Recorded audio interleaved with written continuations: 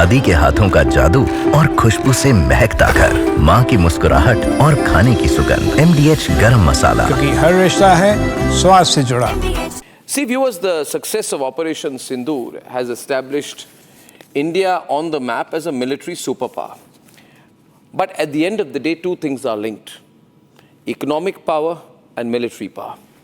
And there are people who believe that one of the reasons India has been targeted is because we are going to a point where we will become a threat to other countries. They are not going to have a romantic or interested or investor view of India anymore. For America and China, we are future competitors. When any country faces a crisis like this, the industry has to come together. And I have put together a panel this evening of absolutely the very best of three voices from Indian industry. But before that, let me go to a quick news report. And then I have three fantastic gentlemen joining us in 2 minutes. सेना का नुकसान करने की थी तैयारी, हमने उनसे सीने पर चढ़कर दिखा दिया कि हमारे वीरों की कैसी है तैयारी।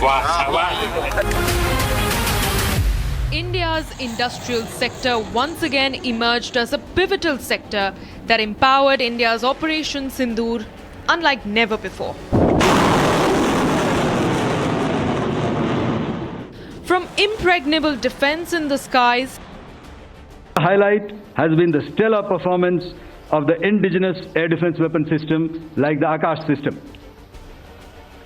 That putting together and operationalization of this potent AD environment has been possible over the last decade due to unwavering budgetary and policy support provided by the Government of India in acquiring state-of-the-art equipment and weapon systems. To raining fire beyond the horizon. साथियों, operation सिंदूर ने यह स्पष्ट संदेश दे दिया है कि हमने शांति के लिए जितना अपना दिल खोल कर रखा है, शांति को नष्ट करने वालों के विरुद्ध उतना ही अपना हाथ भी खोल कर रखा है। एक और बात मैं यहाँ साफ कहना चाहूँगा कि ऑपरेशन सिंदूर अभी खत्म नहीं हुआ है। जो कुछ भी हुआ है वह सिर्फ एक ट्रेलर मात्र था। जब भी सही समय आएगा तो हम पूरी पिक्चर भी दुनिया को दिखाएंगे। India's indigenous systems have been our pride during Operation Sindoor. We were able to make a missile system in the country, first time, fully made in India, no foreign collaboration, nothing imported. Indian boys, Indian girls, Indian companies, Indian academic institutions who gave us new science, we made it. So what integrated all of us is that Indian. Today I am happy to inform that at least 10 satellites are continuously working, 24/7 working for the strategic purpose to ensure safety and security of the citizens of this country. It's not just in defense manufacturing, but India's commerce sector is also standing in solidarity with the nation after Operation Sindoor through multiple endeavors. तुर्की और Azerbaijan ने जिस तरीके से पाकिस्तान का समर्थन किया, उससे पूरे देश के व्यापार और उद्योग में बहुत रोष और आक्रोश है कि जो देश भारत के साथ में नहीं खड़ा, जो पाकिस्तान के साथ में खड़ा है, उसके साथ भारत के व्यापारी कोई कारोबार नहीं करेंगे। और न केवल कारोबार बल्कि उस देश की यात्राएं भी हम स्थगित कर रहे हैं। जो भारत का नहीं, वो भारत के व्यापारियों का नहीं। The Confederation of All India Traders is now calling for an end of all trade with Turkey and Azerbaijan. आज फेडरेशन की ओर से, सभी ट्रेड एसोसिएशंस की ओर से जो बॉयकॉट का कॉल दिया गया है, वो भारत के उन वीर सपूतों के समर्थन में है, उन वीर नारियों के समर्थन में है जो देश की सरहद को सुरक्षित रखते हैं। India is also urging the world to denounce Pakistan-sponsored terrorism. आज के समय में पाकिस्तान को किसी भी तरह की आर्थिक सहायता टेरर फंडिंग से कम नहीं है। भारत यही चाहेगा कि IMF पाकिस्तान को अपनी $1 बिलियन की असिस्टेंस पर वह पुनर्विचार करे, और आगे भी किसी भी तरह की सहायता देने से IMF परहेज करे। The consensus in the world is clear. India is emerging as a military superpower. Bharat ने अब 3 सूत्र तय कर दिए हैं। पहला, भारत पर आतंकी हमला हुआ तो हम अपने तरीके से, अपनी शर्तों पर, अपने समय पर जवाब देंगे। दूसरा, कोई भी न्यूक्लियर ब्लैकमेल भारत नहीं सहेगा। तीसरा, हम आतंक की सरपरस्त सरकार और आतंक के आकाओं को अलग अलग नहीं देखेंगे। But the big question remains. What role can India's industry play in boosting India's rise? And how does the Indian industry see the success of Operation Sindoor?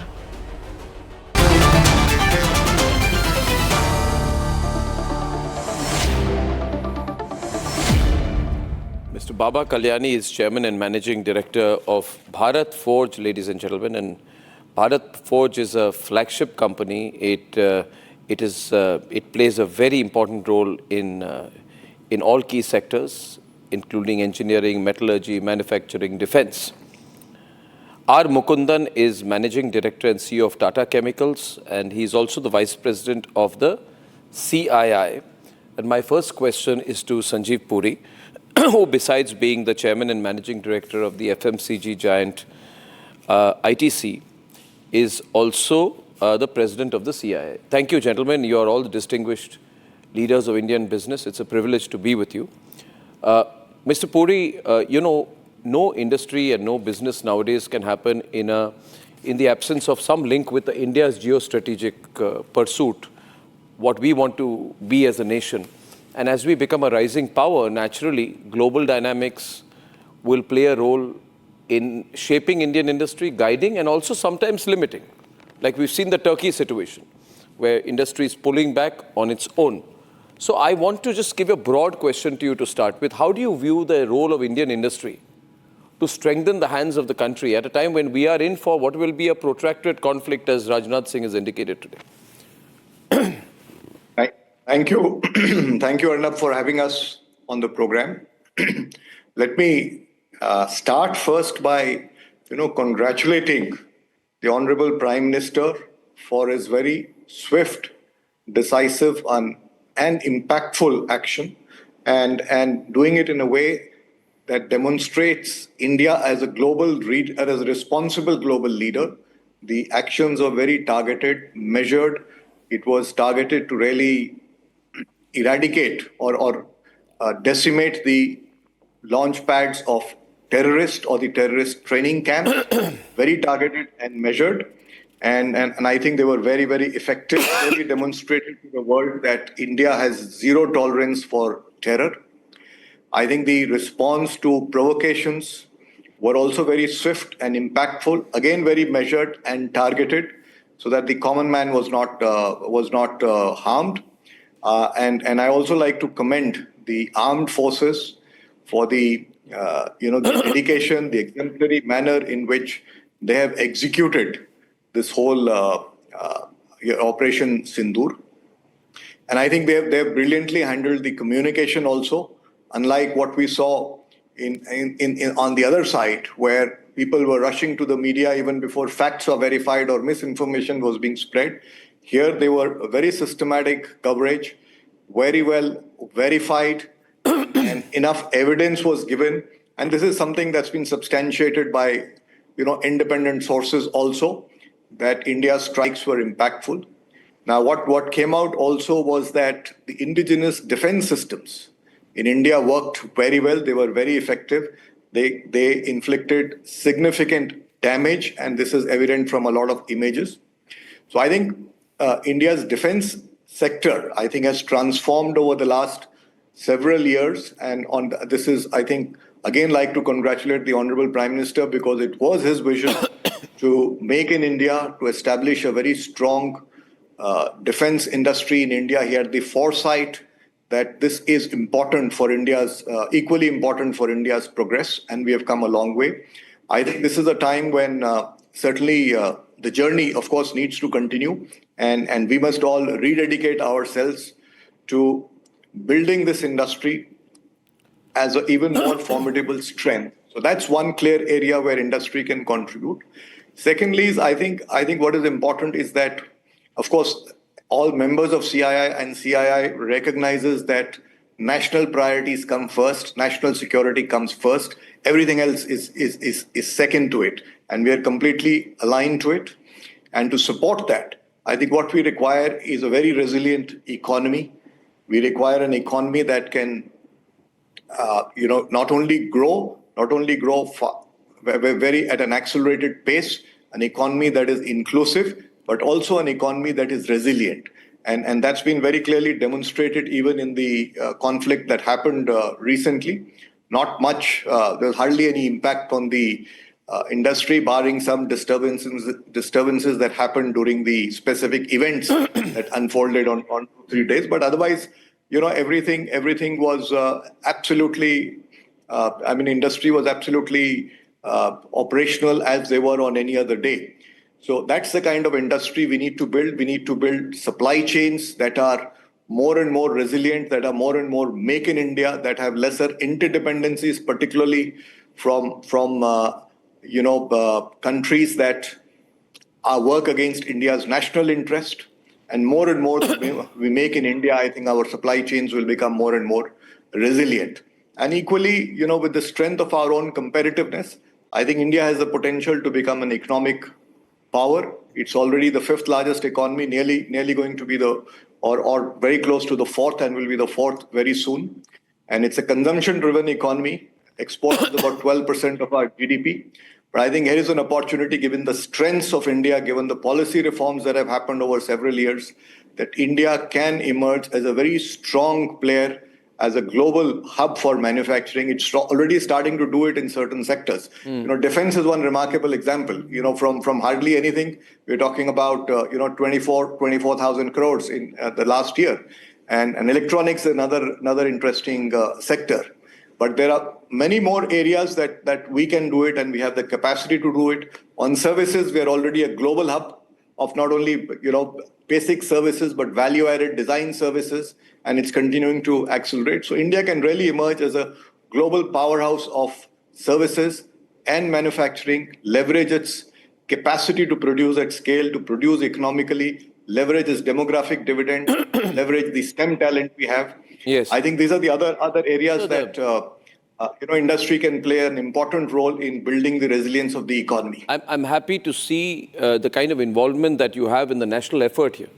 I also commend CII for committing itself to the national cause. We've seen people from defense, diplomacy, politics speak on Republic last few weeks, but a lot of people are noting this and watching this, Sanjeev, and saying this is good. Industry is putting its money where its mouth is. Now, one person who's been putting his money into this, even when there was been no great business on defense, he's called the Tony Stark. He's 76 years old. He's called the Tony Stark of India. It's Baba Kalyani. He's a legend for anyone in the defense sector. Because you see, viewers, what happens? You need people who are passionate about this. You don't need people who are only in it to make a buck. And Baba Kalyani is passionate. And Baba Kalyani, the thing is, you see, when America went into World War II, who made America win? It was not just the army, it was Ford, Motor Company, others who came in and told the president of the US, we are standing behind you. You need the guns, you need the machines, you need the engines. We won't even manufacture cars if required for a while, but we'll give you what you want to win. My sense is, maybe mine is a layman perspective, who can correct me, Mr. Kalyani, but we need to up our game. It's not good to be so dependent, because these countries, you never know when their diplomatic situation with you changes. France is good with us today. I don't know in the future. Russia is good with you, but Russia has not spoken very much. during this entire period, for or against. You know, the US would be very happy to see Rafale being attacked because they want to sell you their planes, their MMRCs. So what do we need to do more? We can't keep becoming self-congratulatory that we are Atmanirbhar on defense. We are not. So can we up the game? Should we put more money? Should we have bigger defense budget? Should people like you put more money? How should it work, sir?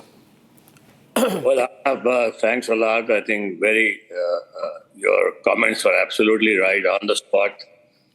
You know, what is important to understand is Operation Sindoor for the first time has shown that the effectiveness of Indian-made advanced weaponry in the field.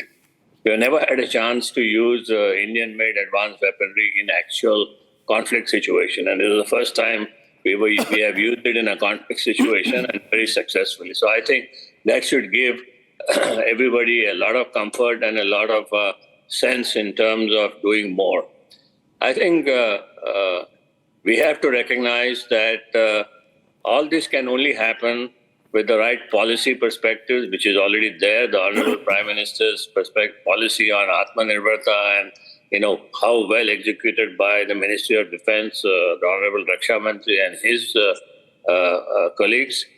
But I think most important is that the users, whether it's the Army, Navy, Air Force, they are all working with the industry to develop more and more products. You're right. We are not there yet. We need to do a lot more work.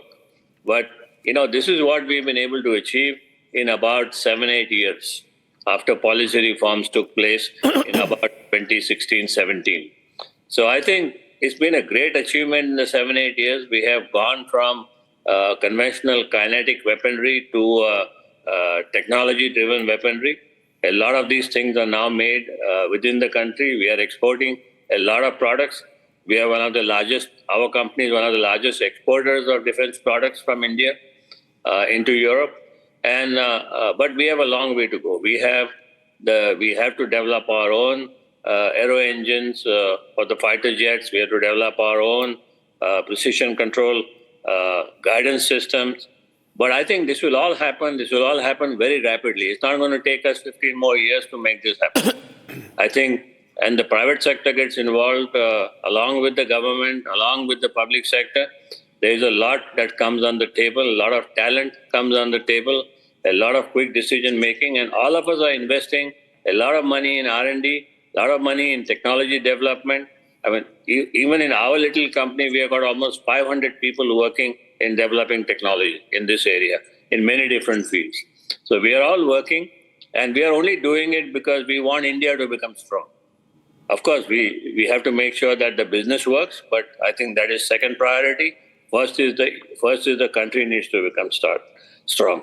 When we started our artillery program almost 11 years ago, we had no orders, nothing. And we spent a lot of money trying to develop our own artillery guns. And today we are exporting our artillery guns. Last year we exported more than 100 artillery guns into Europe of 2 different models. So I think we are getting there. We are getting there at a very good pace. We're getting a lot of help from the government. We're getting a lot of help from the users. And I think a situation like this also kind of proves what our technology can do and how it works.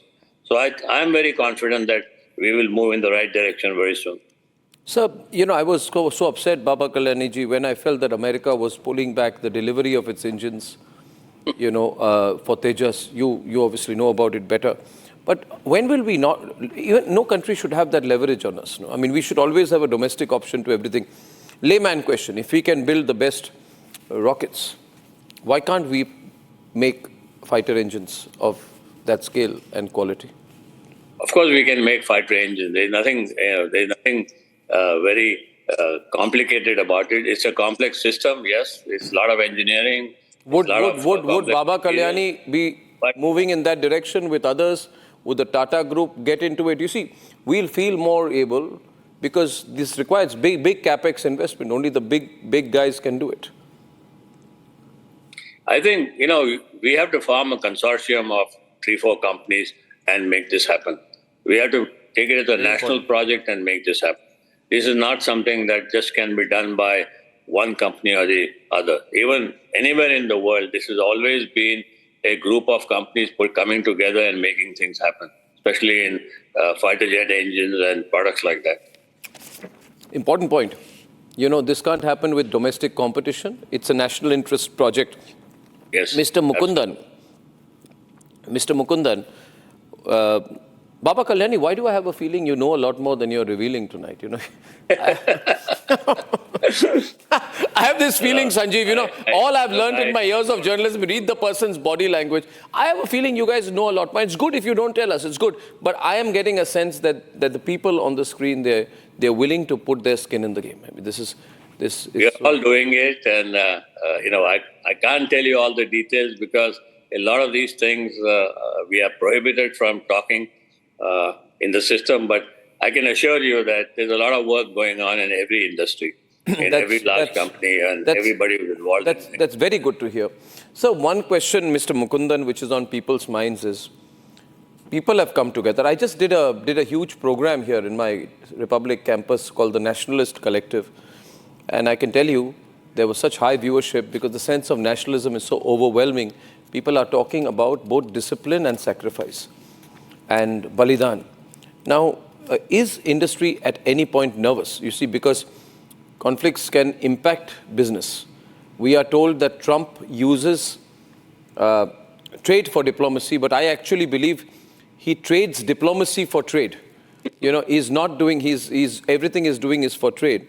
And he's trading diplomacy in that effort. Otherwise, he would have not met the Syrian leader day before yesterday in Saudi Arabia.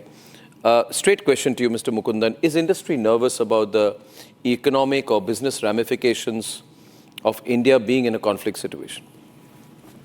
So, firstly, Arnab, thank you very much for having us on the show. And also, I just want to join Sanjeev and Baba Kalyani in complimenting the government for this swift and decisive action.